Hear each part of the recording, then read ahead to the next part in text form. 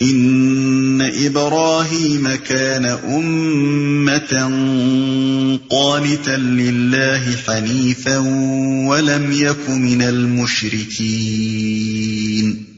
واقعہ یہ ہے کہ ابراہیم اپنی ذات سے ایک پوری امت تھا، اللہ کا مطیع فرمان اور یکسو، وہ کبھی مشرک نہ تھا، ایک پوری امت تھا، یعنی وہ اکیلا انسان بجائے خود ایک امت تھا۔ جب دنیا میں کوئی مسلمان نہ تھا تو ایک طرف وہ اکیلا اسلام کا علمبردار تھا اور دوسری طرف ساری دنیا کفر کی علمبردار تھی۔ اس اکیلے بندے خدا نے وہ کام کیا جو ایک امت کے کرنے کا تھا، وہ ایک شخص نہ تھا بلکہ ایک پورا ادارہ تھا۔ شاکرا لانعمه اجتباه وهداه الى صراط مستقیم۔ اللہ کی نعمتوں کا شکر ادا کرنے والا تھا، اللہ نے اس کو منتخب کر لیا اور سیدھا راستہ دکھایا۔ وَآتَيْنَاهُ فِي الدُّنْيَا حَسَنَةً وَإِنَّهُ فِي الْآخِرَةِ لَمِنَ الصَّالِحِينَ۔ دنیا میں اس کو بھلائی دی اور آخرت میں وہ یقیناً صالحین میں سے ہوگا۔ ثُمَّ أَوْحَيْنَا إِلَيْكَ أَنِ اتَّبِعْ مِلَّةَ إِبْرَاهِيمَ حَنِيفًا وَمَا كَانَ مِنَ الْمُشْرِكِينَ۔ پھر ہم نے تمہاری طرف یہ وحی بھیجی کہ یکسو ہو کر ابراہیم کے طریقے پر چلو، اور وہ مشرکوں میں سے نہ تھا۔ یہ معترضین کے پہلے اعتراض کا مکمل جواب ہے۔ اس جواب کے دو اجزاء ہیں، ایک یہ کہ خدا کی شریعت میں تضاد نہیں ہے، جیسا کہ تم نے یہودیوں کے مذہبی قانون اور شریعت محمدی کے ظاہری فرق کو دیکھ کر گمان کیا ہے، بلکہ دراصل یہودیوں کو خاص طور پر ان کی نافرمانیوں کی پاداش میں چند نعمتوں سے محروم کیا گیا تھا جن سے دوسروں کو محروم کرنے کی کوئی وجہ نہیں۔ دوسرا جز یہ ہے کہ محمد صلی اللہ علیہ وسلم کو جس طریقے کی پیروی کا حکم دیا گیا ہے وہ ابراہیم علیہ السلام کا طریقہ ہے، اور تمہیں معلوم ہے کہ ملت ابراہیمی میں وہ چیزیں حرام نہ تھیں جو یہودیوں کے ہاں حرام ہیں۔ مثلا یہودی اونٹ نہیں کھاتے، مگر ملت ابراہیمی میں وہ حلال تھا۔ یہودیوں کے ہاں شتر مرغ، بط، خرگوش وغیرہ حرام ہیں، مگر ملت ابراہیمی میں یہ سب چیزیں حلال تھیں۔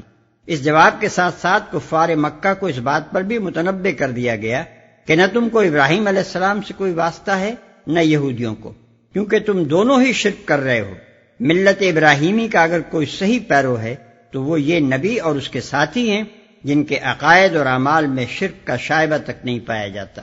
انما جعل السبت على الذين اختلفوا فيه وان ربك ليحكم بينهم يوم القيامة فيما كانوا فيه يختلفون۔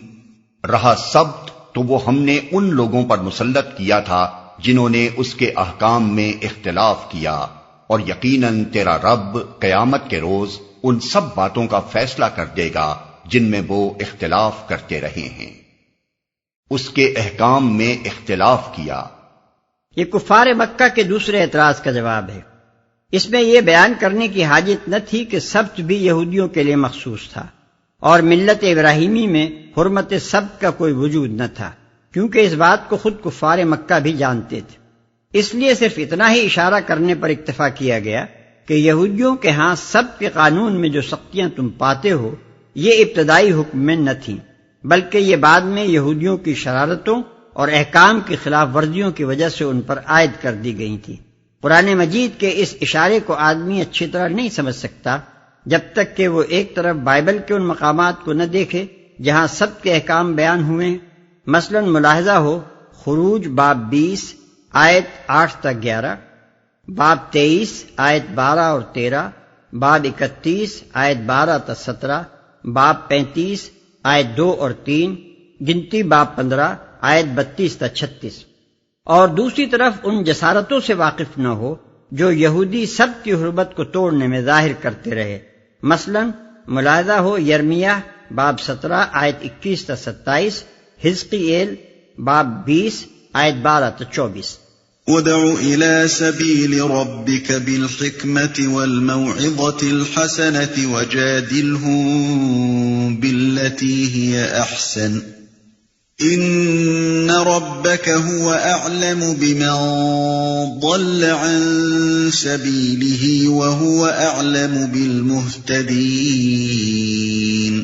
اے نبی، اپنے رب کے راستے کی طرف دعوت دو حکمت اور عمدہ نصیحت کے ساتھ، اور لوگوں سے مباحثہ کرو ایسے طریقے پر جو بہترین ہو۔ تمہارا رب ہی زیادہ بہتر جانتا ہے کہ کون اس کی راہ سے بھٹکا ہوا ہے اور کون راہ راست پر ہے۔ حکمت اور عمدہ نصیحت کے ساتھ، یعنی دعوت میں دو چیزیں ملحوظ رہنی چاہیے، ایک حکمت، دوسرے عمدہ نصیحت۔ حکمت کا مطلب یہ ہے کہ بے وقوفوں کی طرح اندھا دھند تبلیغ نہ کی جائے، بلکہ دانائی کے ساتھ مخاطب کی ذہنیت، استعداد اور حالات کو سمجھ کر نیز موقع و محل کو دیکھ کر بات کی جائے۔ ہر طرح کے لوگوں کو ایک ہی لکڑی سے نہ ہانکا جائے۔ جس شخص یا گروہ سے سابقہ پیش آئے، پہلے اس کے مرض کی تشخیص کی جائے، پھر ایسے دلائل سے اس کا علاج کیا جائے جو اس کے دل و دماغ کی گہرائیوں سے اس کے مرض کی جڑ نکال سکتے ہوں۔ عمدہ نصیحت کے دو مطلب ہیں، ایک یہ کہ مخاطب کو صرف دلائل ہی سے مطمئن کرنے پر اکتفا نہ کیا جائے، بلکہ اس کے جذبات کو بھی اپیل کیا جائے۔ برائیوں اور گمراہیوں کا محض عقلی حیثیت ہی سے ابطال نہ کیا جائے، بلکہ انسان کی فطرت میں ان کے لیے جو پیدائشی نفرت پائی جاتی ہے اسے بھی ابھارا جائے اور ان کے برے نتائج کا خوف دلایا جائے۔